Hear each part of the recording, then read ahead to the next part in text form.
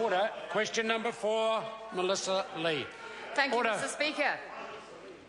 My question is to the Minister for Social Development. Asks, what recent announcements has she made about campaigns to prevent sexual violence amongst young people?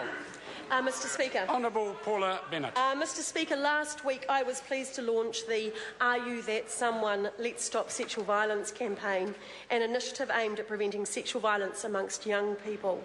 1 in 3 women and 1 in 10 men will be victims of sexual violence at some point in their lives, and the 16 to 24-year-olds are at the highest risk of sexual assault of any age group.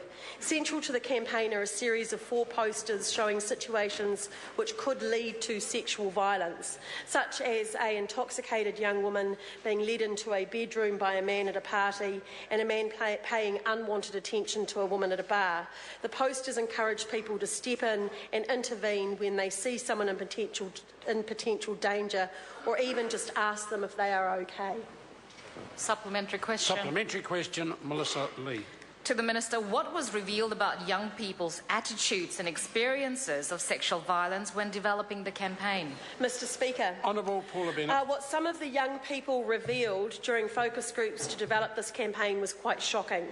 They said sexual violence was common at parties and bars, but that there was a culture of standing back and not doing anything about it. Often they don't intervene because they are scared of being made fun of by their friends. Some of the comments at focus groups included, because we have got a drinking culture, these things just happen. Sexual violence definitely happens. There's at least one creep at every club. I have seen situations when guys are all over girls and they're clearly not into it, but the guy doesn't seem to care.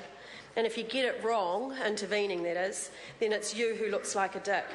Their feedback back told us what we needed to do to empower them to know how to intervene and when to intervene. Supplementary. Supplementary question, Melissa Lee. To the Minister, what success has the campaign had so far at reaching its key audience? Mr. Honourable Speaker, Paula Bennett. Well, Mr. Speaker, we launched it just last Friday, and as well as the posters, the campaign is being promoted heavily on social media, such as Facebook, in order to reach its target, which is young people. Its reach is already wider than we expected, with 163,000 people already viewing activity on the Facebook page. Supplementary question, Carol Beaumont. Thank you, Mr. Speaker.